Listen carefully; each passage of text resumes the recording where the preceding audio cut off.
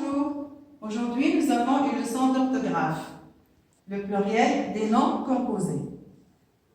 Mais d'abord, qu'est-ce qu'un nom composé? Un nom composé, comme son nom l'indique, formé de deux éléments, soit attachés, soit séparés. Séparés par quoi? Soit par un trait d'union ou bien une préposition. Voyons. Donc, si le mot composé est attaché, il forme un seul mot, comme ici le cas portefeuille. S'il est formé de deux éléments, on a dit tout à l'heure, soit il est séparé par un trait d'union ou bien par une préposition. Si nous voulons mettre ces noms composés au pluriel, d'abord nous devons savoir leur classe grammaticale. Regardons le premier exemple. Passe-partout. C'est un nom composé formé de deux mots. Le premier, passe, passer, c'est un verbe. Et le deuxième, partout, partout, c'est un adverbe. Donc, ce mot composé est formé d'un verbe et d'un adverbe. Le deuxième, un coffre fort. Un coffre, vous le savez déjà, c'est un nom. Et fort est un adjectif. Donc, ce mot composé est formé d'un nom et d'un adjectif. Le troisième mot composé, laisser passer. Comme vous avez deviné, il est formé de deux verbes, laisser et passer. Le troisième, la pomme de terre. C'est un mot composé formé de trois parties, de trois éléments. La pomme, un nom, préposition de, et terre, un nom. Je peux dire aussi un nom plus un complément de nom.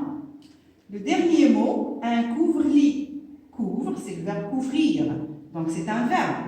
Et lit, c'est un nom. Donc, ce mot composé est formé d'un verbe et d'un nom. Nous allons passer voir comment se forme le pluriel de ces noms composés. Alors, commençons par le premier cas. Si le nom composé est formé d'un verbe plus verbe, comme le cas ici, un laisser-passer.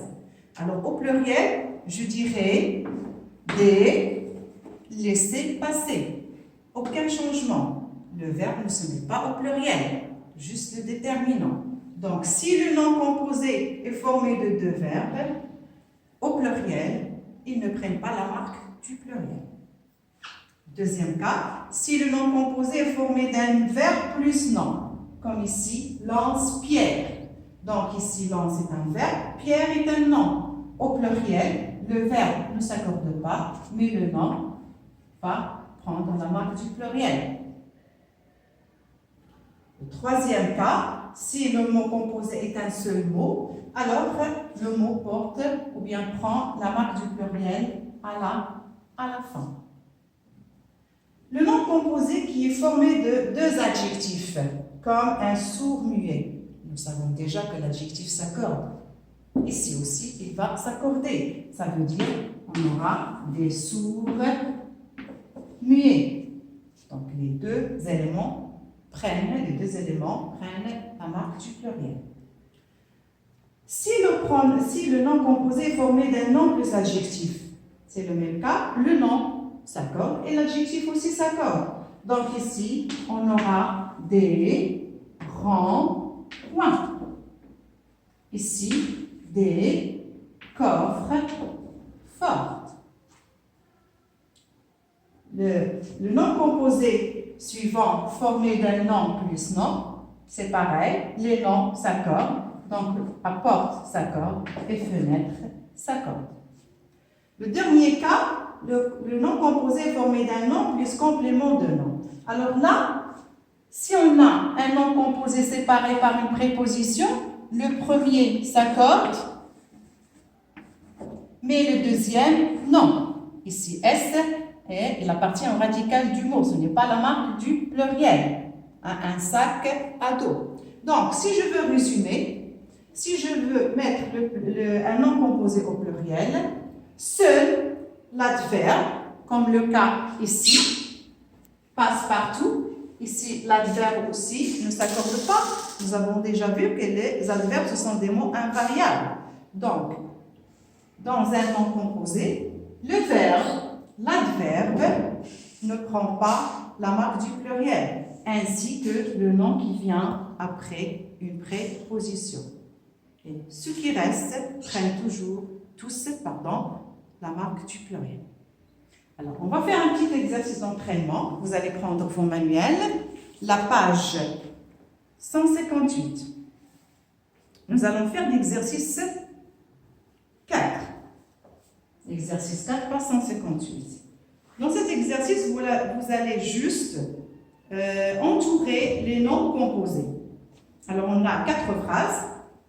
La première, ton haut-parleur gêne la conduite. Vous voyez bien qu'on a déjà 2 éléments séparés par un tiret. Donc, c'est le mot composé haut-parleur. L'essuie-glace est indispensable quand il pleut.